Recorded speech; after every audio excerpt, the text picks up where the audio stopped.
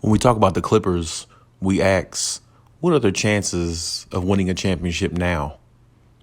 And when I ask that question, I just want to bring that topic up in regards to everything that's happened over the last couple months in regards to the playoffs and the trade with Patrick Beverley and Rondo and everything.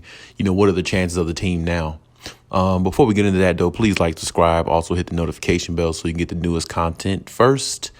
And let's just go ahead and jump right into it. So when I talk about what are the chances of the team winning a championship now, this is what we do know. We know Kawhi Leonard's hurt. We know he's out for a while. We're not exactly sure when his return will be. From what reports are saying, and listen to some analysts and people like the media people on TV, maybe around March, April is a target point for Kawhi Leonard to come back, even though we're still unsure about that, because one thing we do remember about Kawhi Leonard, he's always said he wanted to be 100% healthy before he ever steps out on the floor.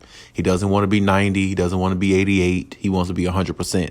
So is there a possible chance Kawhi might not come back the rest of the season? That's a very big possibility. And it's definitely something that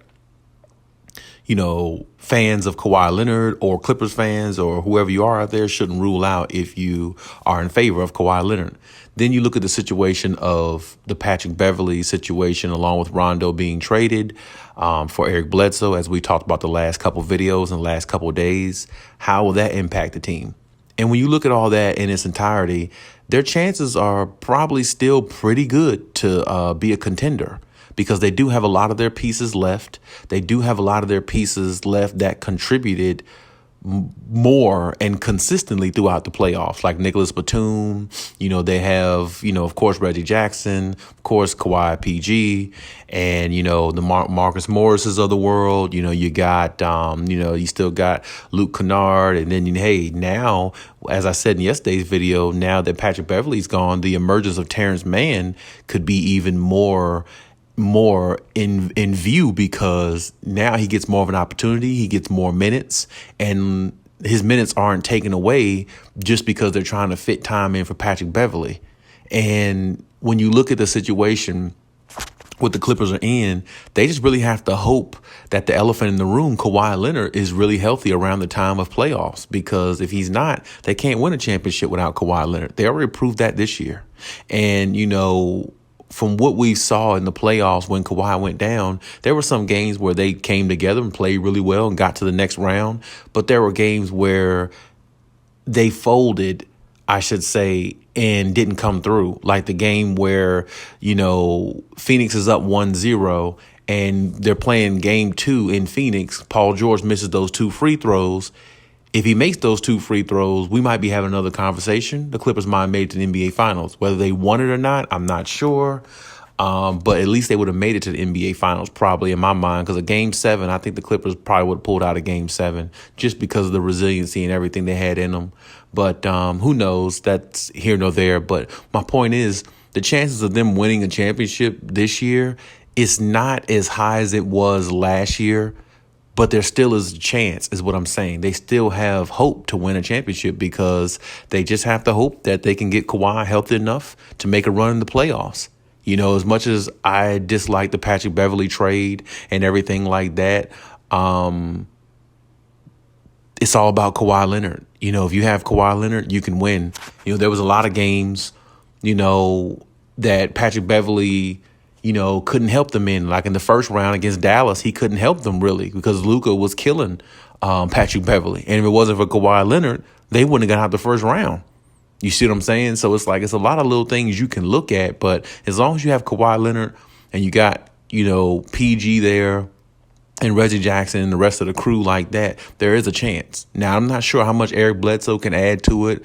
I'm not sure how healthy he's going to be, but hopefully they can get the maximum out of him. And if they can, well, then you got something going there. But we'll just see, how it goes as far as the season and everything with the team, because it all revolves around Kawhi Leonard, of course.